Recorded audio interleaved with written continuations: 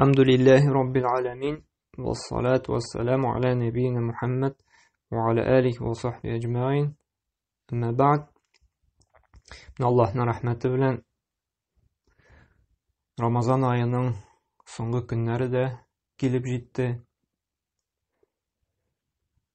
Hem Allah Teala'dan soruyuz bu soңгы Ramazan ayları bulmasını deyip tagын Allah Teala hayırlı, bereketli, imin turmuşlar birseydi deyip hem indi tagын күп итеп Ramazan ayların каршы алып изгелекте, гыйбадәттә үткәрергә насыйп әйләсен иде.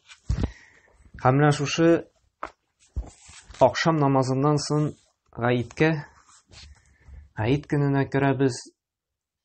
Шушы Гаит көнен инде ничек үткәрергә, аның ни сөннәтләре бар. Без шулар турында инде сөйләшеп китербез, чөнки быел инде Гаитебез үзенчәлекле, чөнки мәчетләрдә Гаит укылмый. Шуңа да мәчетләрдә укылган вакытта эшләнә торган сөннәтләр эшләнеләме? Эшләнелсә, ничек итеп эшләргә? Яки инде өйдә укылгач инде өстебездән төшәме? Галимнәр үзләренең фикерләрен, фәтвәләрен җиткерделәр. Шушы Гаиттә булган сөннәтләр бөтенесе дә инде үтәлә, өйдә укылсак та, һәм шуңа күрә инде безгә тырышырга кирәк. Шушы сөннәтләрне, Гаит сөннәтләрен инде үтәргә. Әгәр дә үтибез икән, Аллаһ Тәгалә бездән риза була һәм әҗр-савапларына ирешәчәкбез инде. Һәм бу сөннәтләр бик җиңел, моның берни авырлыгы да юк. Әмма ләкин җиңел булуына карамастан, Аллаһ Тәгалә инде күп итеп хисапсыз әҗр-саваплар бирергә мөмкин. Шуңа күрә без бу форсатны кулдан ычкындырмаска тырышып инде үтәргә тырышырга кирәк. Иң беренче без Аллаһ Тәгалә хәмд сәнәләр әйтергә тиешбез. Әлхәмдүлилләһ дип инде Аллаһ Тәгалә мактарга тиешбез. Шушы Рамазан аенда уразаны камил рәвештә тотып чыгарга насыйп әйләдең дип, әлхәмдүлилләһ дип Аллаһ Тәгаләне мактарга кирәк. Һәм шушы мактауны инде икенче сөннәте дип Аллаһ Тәгалә күп итеп тәкбирләр әйтү. Менә безнең бит бүген акшам намазыннан соң Гаит көне башлана, Гаит төне керә. Һәм сөннәт булып тора. Шушы акшам намазыннан соң инде Гаит намазы укылганчы, Гаит намазын бит инде өйдә укыйбыз. Шул өйдә Гаит намазын инде укыганча хәтлек без күп итеп тәкбир әйтергә тиешбез. Аллаһу акбар, ла илаһа илляллаһ, валлаһу акбар, ва лиллаһил хәмд. Менә шушы тәкбирне без булдырганча күп итеп инде әйтергә тиешбез. Тагын бер кабатлап китәм. Аллаһу акбар, ла илаһа илляллаһ, валлаһу акбар, ва лиллаһил хәмд. Һәм тагын да күп әйтергә тиешбез шушы тәкбирне иртәнге намаздан алып Гаит намазына хәтле, Гаит намазын укыганча хәтле. Монда тагын да инде шушы сөннәт инде көчәя, тагын да күбрәк эшләргә кирәк. Һәм иң хәерле зикр шушы иртәнге намаздан алып инде Гаит намазына хәтле менә шушы тәкбирләр булып тора инде. Һәм моңа гомумән шушы тәкбирне әйтер өчен аның кирәклеге, аның сөннәте турында инде дәлил булып Бакара сүрәсенең 185-нче аяты тора. Аллаһ Тәгалә әйтә: "Валитукмилул иддата валитукаббируллаһа ала ма хадакум ва лааллакум ташкурун" ди. Аллаһ Тәгалә ди, көннәр санын тутырып бетерүегезне дә һәм сезне туры юлга күндергәне өчен ди, аны олылап Аллаһка тәкбир әйтүегезне тели дигән. Бәлки сез шөкер итүчеләрдән булырсыз ди. Менә бу инде безнең төп дәлил булып тора. Шушы Гаит көннәрендә инде без күбрәк тәкбир әйтергә тиешбез. Моны онытмаска кирәк. Бүген акшам намазыннан соң инде шушы тәкбирләрне инде булдырганча күп итеп әйтеп йөрергә. Моны инде мәҗбүри түгел, утырып әйтергә. Йөргәндә дә әйтәләбез, эш эшләгәндә дә әйтәләбез. Нинди генә гамәл кылмасак та, телебездә шушы тәкбир инде гел булып торырга тырышсын инде.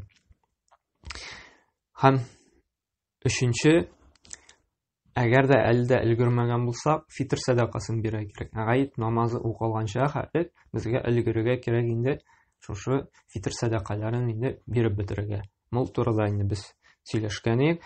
Шуңа күрә бербер онытмас өчен бу гаитнең шулай бер мәҗбүри гамәле булып тора инде, гаит намазына хәтлек эшләнергә тиеш.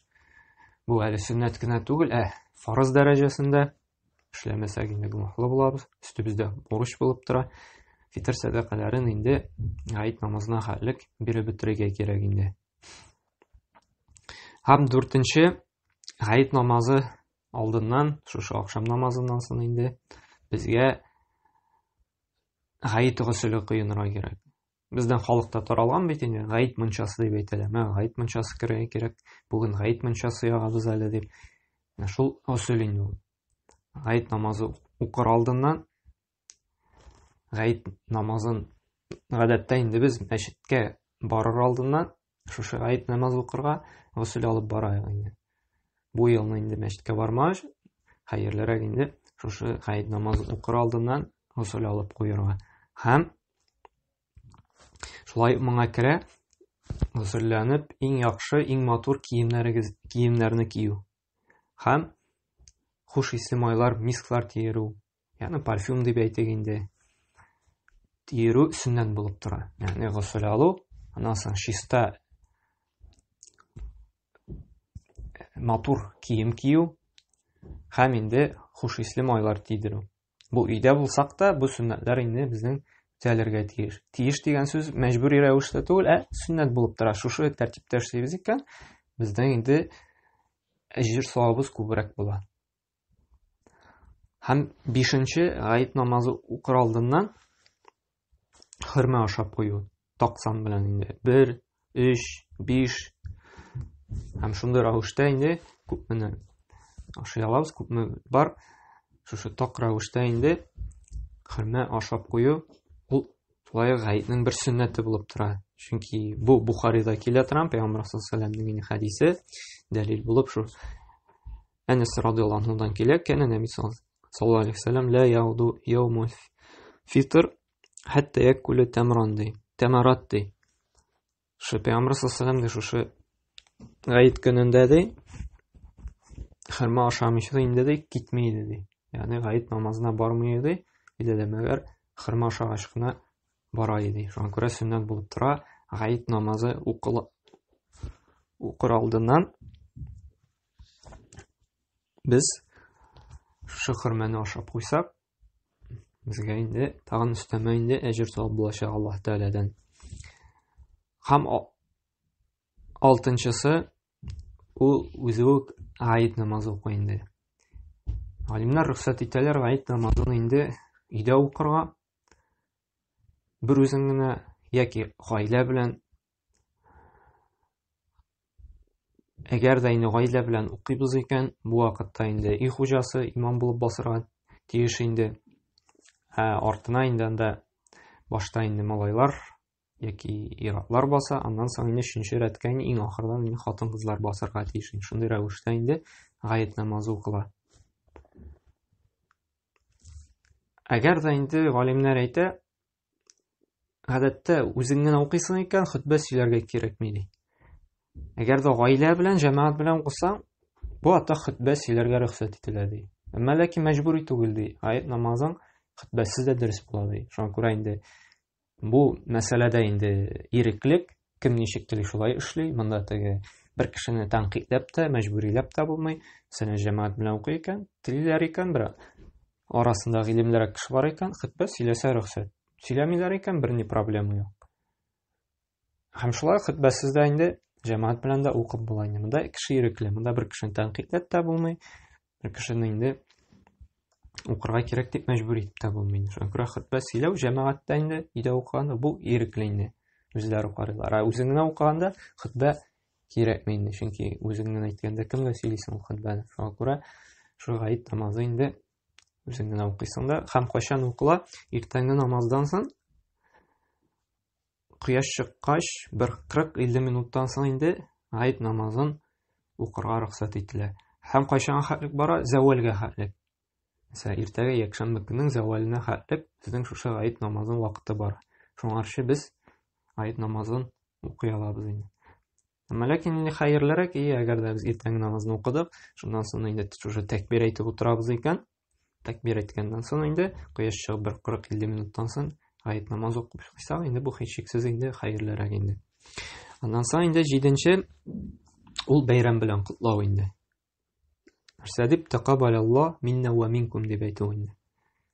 Аллаһ Тәгалә сездән дә бездән дә кабул итсен. Ягъни шушы кылган изгелекләрне Аллаһ Тәгалә инде кабул итсен дип бер-беребезгә теләү, бер-беребезгә инде үзенә күрә бер дуга инде Аллаһ Тәгаләдән сорыйбыз. Сездән дә бездән дә шушы Рамазан аенда инде кылган изгелекләребезне инде кабул кылсын дип инде. Бу бәйрәмнең инде иң хәерле котлау булып тора. Бәйрәм белән дип әйтсәк тә булайнымда проблема юк инде. Иң хәерле сөннәттә килә инде тaqabbalallah minna wa minkum дип әйтә инде. Менә бу кыскача гына инде гаетнең инде сөннәтләре булды. Бу сөннәтләрен үтәсәк инде һичшиксез Аллаһ Тәгалә бездән риза булачак. Аның әҗр савабын алачакбыз инде. Эшләмәсәк инде гөнаһ булмый, әмма ләкин инде әҗрсез калабыз инде. Шуңа күрә инде бер дә авыр гамәлләр түгел бу. Буларны инде эшләргә тырышык күбрәк җыеп калырга, шушы изгелек орлыкларын чәчеп калыйк бу дөньяда, чөнки кыямәт көнендә аның уңышын җыеп аласы була, ул күп булачагын инде без белмибез. Шуңа күрә инде бу фурсатны инде кулдан ычкындырмаска кирәк. Һәм Аллаһ Субхана ва Тәгалә тоткан уразаларыбызны, кылган изгелекләребезне кабуллардан кылсын. Шушы Рамазан аенда да гөнаһларыбыздан ярлыкланган, чистарынган, пакланган килеш, гафу ителгән рәвештә чыгарга насыйп әйләсен. Безне хәсрәттән булучылардан кылмасын Раббыбыз Аллаһ. Һәм инде Рамазан аеннан соң да әле тагын изгелекләрне дәвам итеп, тагын да арттырырга насыйп әйләсен. Һәм иң мөһиме, Аллаһ Тәгалә Рамазан аенда гына искә алучылардан булмасак иде. Шушы изгелекләрне инде дәвам итәргә Аллаһ Тәгалә һидаят тәүфыйк бирсен, тақвалык бирсен, иман ныклыгы бирсен. Субханакалла ва бихамдик, ва ашһаду ан ла илаха илля анта, ва астагфирука ва атубу илейк.